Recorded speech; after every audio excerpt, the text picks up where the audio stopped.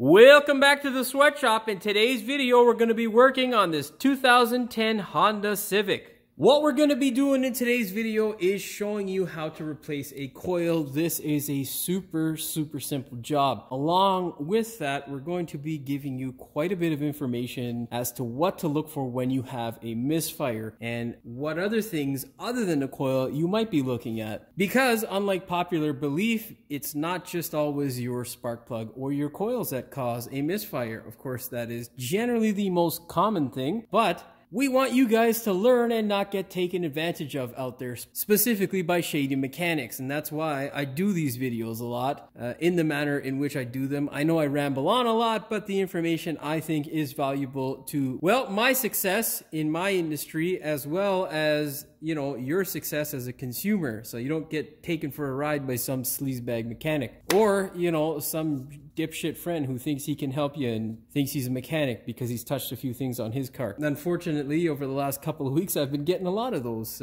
friends who have quote unquote helped people to, well, emptying their pockets. That's what it usually ends up as, unfortunately. Don't be overly confident and don't pretend you know everything, because that usually, well, it leads to issues that tissues won't solve. With all that blah, blah, blah out of the way, let's go ahead and start talking a bit about some of the tools that you'll need. Really, all you need to do this job is the flat screwdriver, a 10 mil, a torque wrench, and a ratchet.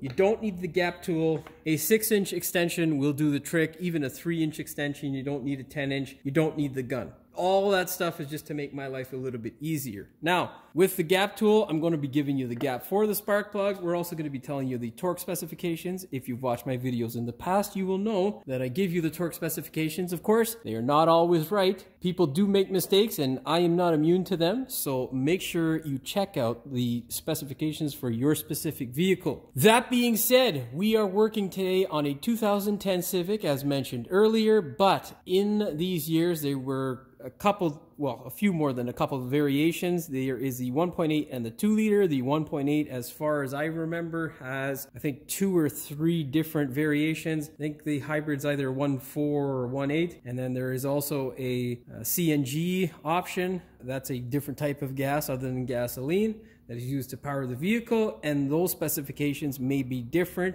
As far as I know, this is an FA1 motor. I'm not sure what the actual motor code is. That's how it's identified on the VIN. So do yourself a favor, make sure you are working on the correct model. This one here is just a naturally aspirated 1.8 liter single cam with nothing special about it. It comes in the DX, LX, and EX models. Of course, now you're wondering, why is it that we're replacing the coil? Well, I have already diagnosed this, and of course the coil is bad. It is very important that you know how to diagnose it properly, and there is a really easy way to do it without having to have any specialty tools or really any sort of fancy knowledge to diagnose it, which I'm going to be showing you. That being said, before we go ahead and open the hood on this thing and show you what's up, do me a big favor. Hit that subscribe button as well as the notification bell so you never miss one of my new videos. All right, open the hood. Obviously, we are looking at our wonderful 1.8 liter. Now, the customer is new to me as well as the car. So, if it's the first time for you looking at a car or, you know, dealing with a issue that on your own car, what you want to do is, of course, check the basics when you have a misfire. First thing you want to do is plug in a scanner to see what codes you retrieve. We had a misfire on the number 3 piston. Now, very easy to understand here. This here is number 1. The reason how we know this is because our crankshaft, or the front of the crankshaft, is on this side. And of course, whenever looking at an engine, 1 will be here, 2 will be here, 3 and 4, and so on. This is very easy on an inline engine, can be a little bit confusing on a V configuration or, well, various other configurations, but on an inline, very simple. This was our number 4 coil, which I swapped over, and the reason why I did that is, of course, to check two things: the actuation of the coil from the computer, that means the wiring, to make sure that the wiring is giving a signal to the coil to fire. The second reason is to check to see that the coil that was in this hole is bad if the problem follows. So if I switch the coils out and then the spark issue jumps to this hole, well, I know that this coil, which was the number 3 coil, is bad. Easy way to test this: if the misfire disappears or it is not as hard of a misfire as it was, basically start the car up, run it, and if it has a slight misfire, what you're going to do is simply disconnect each individual coil, and you'll see which ones don't make a difference. If there is no difference in a specific hole, then you know that is where your problem lies. Now, I'll give you an example.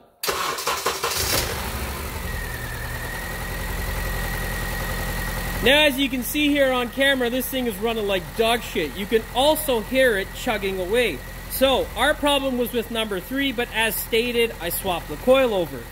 Unplug your number 3. You can see there is a drastic difference. You can also hear it. Now what we're going to do is disconnect the former number 3 coil and see if that makes a difference. You can see there is absolutely no difference. So we know that this coil is not making any sort of spark.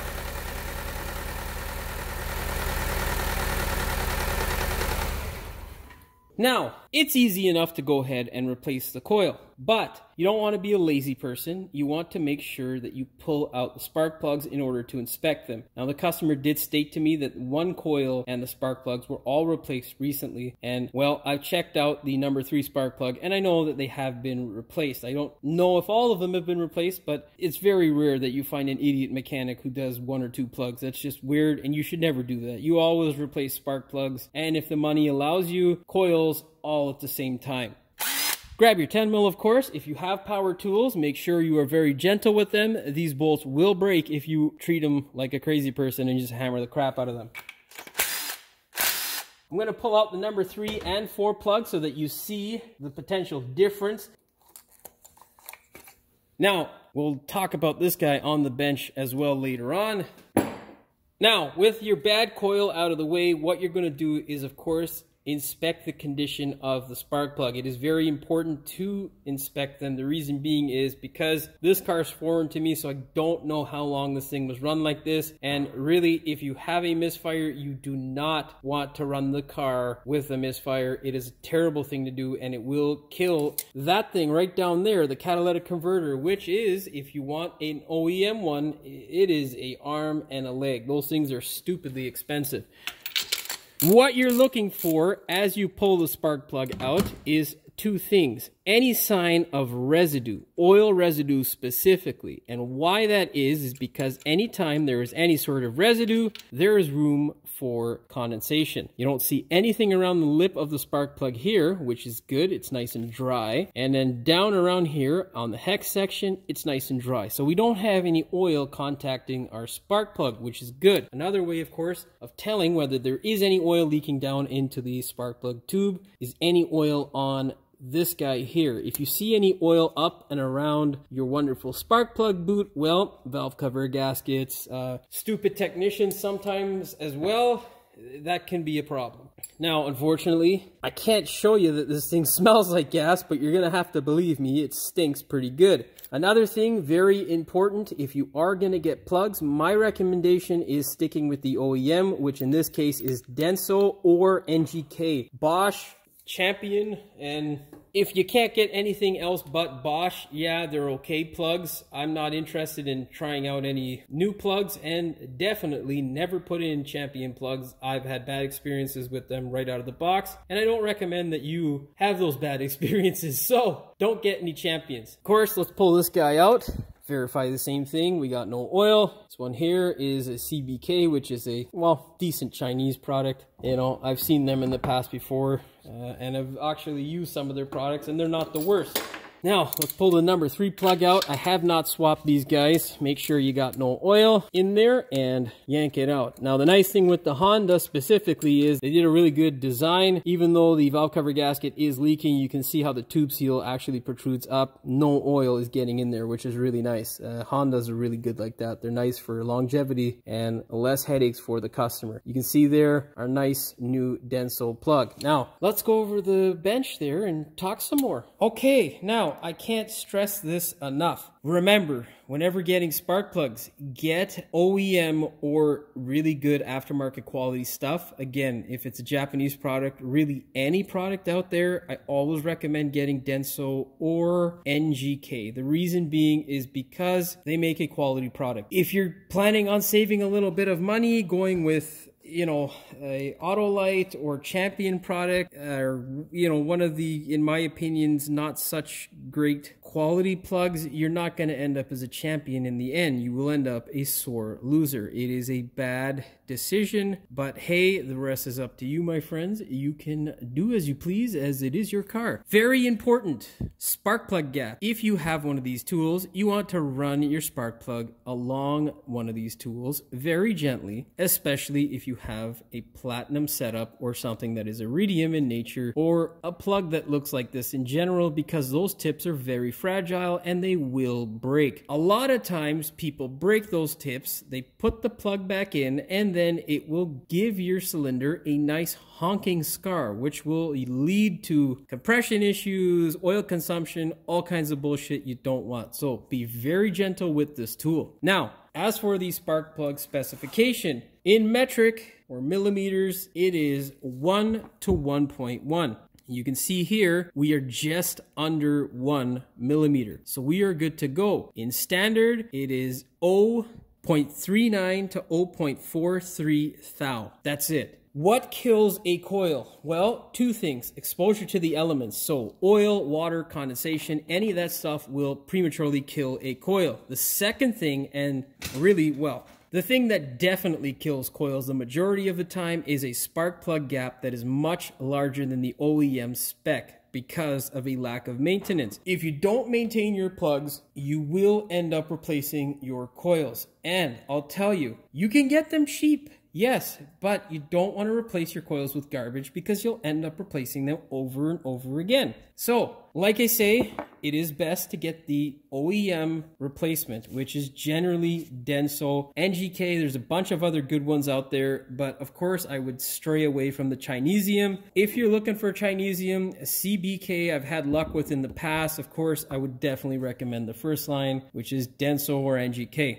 That out of the way, you know, I just noticed this thing looks yellow on camera. It's weird. It's actually orange. I don't know what the deal is there. Anyhow, very important that you get a good quality coil. It's just going to save you headaches in the long run. Now, what I am replacing it with, because the customer is a bit cash-strapped and is looking to get rid of this car, is a used Honda coil. I have no problems putting on a used coil. Just be aware when you put on used stuff, the chances of them going bad is of course high. You just never know how much life is left in something. This coil could potentially last her the life of the car, like, you know, 10 years plus, who knows? But it could also last you a month. So be prepared to replace it again if you are going to use a used coil. That being said, man, hey, everyone's got their own financial problems, so, you know, make the right decision for you. Now, if you replace all of this stuff and it doesn't fix your issue, well, here are a few other things to look at, and hopefully you really don't have any problems with this. The majority of the time, what I find with the Hondas, it is a bad coil or bad spark plugs that will cause a misfire. But it is not completely uncommon to have bad wiring potentially, or a bad fuel injector. You know, wiring generally tends to be with some idiot who's put on some sort of alarm system or whatnot, or someone who's tampered with it. Generally, the Honda stuff is very good from the factory and it's never really an issue. Of course, condensation, as I had mentioned before, is another one. Spark plugs, like I say, get the OEM stuff or good quality, Denso or NGK. And hopefully you don't have this last one here, which is generally an issue you could end up with: compression. If you have a lack of compression and your misfire isn't solved by any of the things listed above,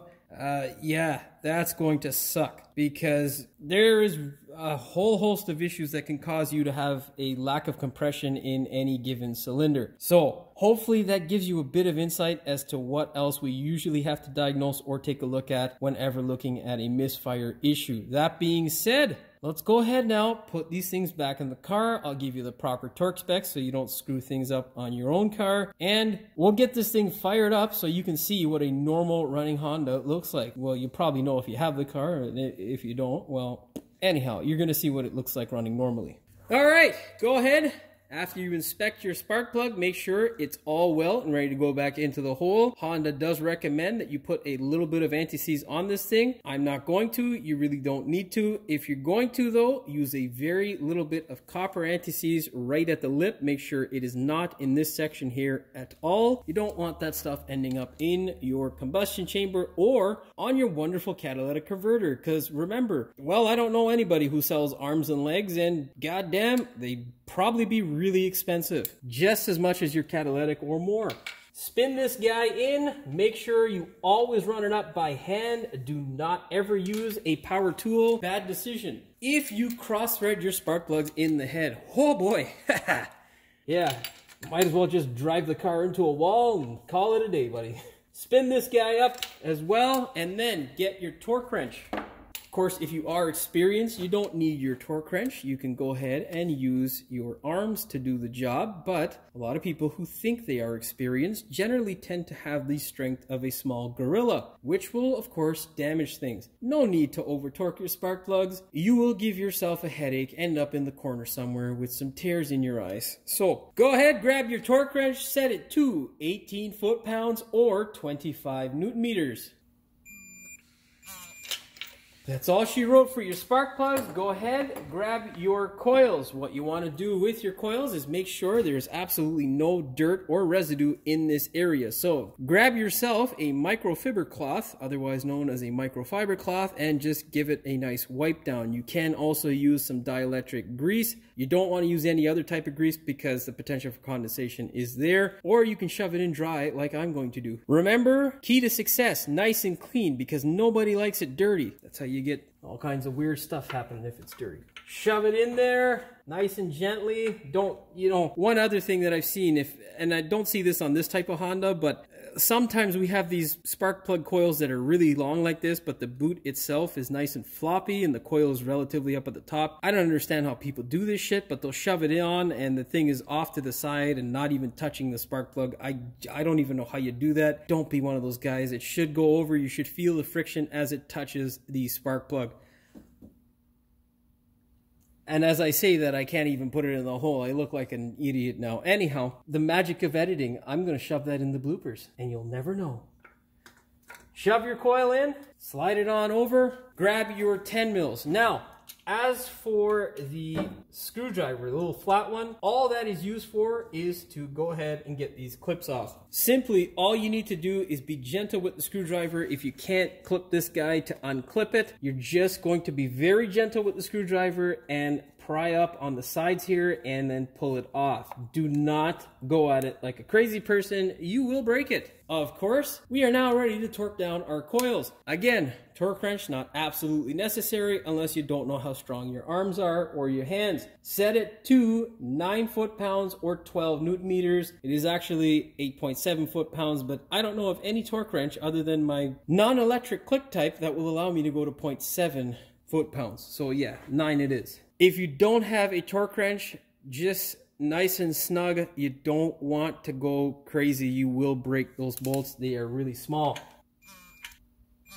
If you are torquing with a torque wrench, make sure you take your time and go slowly, because if you go too quickly, you'll over torque it. That there is how you go through a diagnosis of what is going on potentially with your engine. I really hope that this helps somebody out there. If I did miss something, go ahead, let me know in the comments and I will try my best to answer your questions. Okay, yeah, let's fire this thing up and make sure it doesn't run like a pile of shit anymore.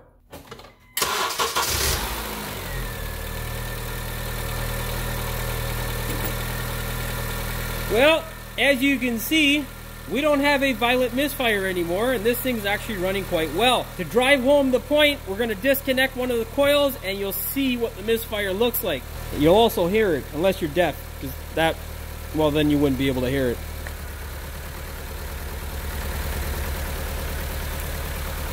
Now, of course, it hasn't come back online because the computer thinks something is wrong, so I'm going to clear the codes and everything should be well in Honda land. Well, there you go. I've cleared my codes and this thing is running nice and smoothly. So, don't be afraid if you do the diagnosis test and the stupid thing doesn't come back online. That's just your computer trying to save this thing from imploding. Now, if it reoccurs, of course, go through the diagnosis process again. And if it continues to happen, have a professional take a look at it so that you don't end up burning through your ridiculously expensive catalytic converter. Alright, I'm gonna let this thing run for a while because, well, it's got a lot of nice, fresh, unburnt fuel in the combustion chamber that needs to vamonos from the system. Yeah, I'll be back. Now, another thing I forgot to mention is this guy here. You can test it in multiple different ways with a multimeter. You can check the resistance, you can check for continuity and all that sort of stuff. That is a surefire way to see what the hell's going on with this guy here to make sure it's actually dead. Now, you can get false readings because the electronic components can come back together temporarily, and of course when they're loaded up with actual amperage from their circuits, it will disconnect and pulls a misfire again. So the easiest way, like I showed you, is just to disconnect and swap coils over. That is a surefire way as well to diagnose a bad coil. Also with this way, with the multimeter, you need to know the specifications. It, I'll tell you, is nice to do, but it can be an absolute nightmare. And unless you're stumped, going to look for resistance specifications and specs on how the system works, especially through programs like Mitchell and whatnot, can be an absolute nightmare. I have and will continue to say, God, those programs suck. Are they vital to the operation of our businesses? Yes, but geez, do they make your life a real pain in the ass when trying to find out simple information. I can't tell you how many times I'll type in something and get some other complete random ass information that has nothing to do with what I have tried to find out about. And there's that goddamn compressor again, so I think that is a good time to end this clip. Now, all that's left for you to do is take this thing for a test drive. Remember, whenever test driving it after having a misfire, it is advised that you take it easy on the car. Do not go out there and beat it like you stole it because, well, all that unburnt fuel on the top of your catalyst and the residue that's formed, the carbon or hydrocarbons, will want to burn through your catalyst material. So take it easy. And then, as the car displays no signs of issues that tissues just won't solve, you can go ahead and ramp up your acceleration a little bit just to put it under some more load and see that the thing is operating properly. Alright, that's enough blah blah blah. That's all she wrote for this one. Hopefully you found the video entertaining as well as informative. If you did, please like, share, and subscribe. Don't forget to hit the notification bell so you never miss one of my new videos. And as always, thanks for watching. We will see you in the next one. Because, common to specifically by Shady McCarrot, my success, quote unquote, a 6-inch extent. People do mistakes. This one here is just a naturally aspirated, oh come on Hoist, shut up. God, I need bigger lungs. If there is no difference in a hole, then you, oh fuck, my lunch is trying to come out. Let's fire this bitch up. Or, fuck, we're gonna pause this bitch now. Said that like a crackhead. I think this could potentially laughter is very good from the OEM. Hello. Hey, Godfrey, lock the door and just be quiet. I'm recording. Thanks, man. We'll get this thing fire up. Fire up? I don't know what's wrong with my English today. Fuck. Grab a torque wrench if you're unsure. Set it to fucking cocksucker compressor. That's the 3rd time in this video. Grab your scythe. Grab your scythe. If you don't have a torque wrench, I don't know, bolt. What the fuck did I say? Don't go ham on it. It's just a small boat. I'm fucking blanking. I don't know. Anyhow. As the car displays no signs of issues that tissues won't solve, that issues that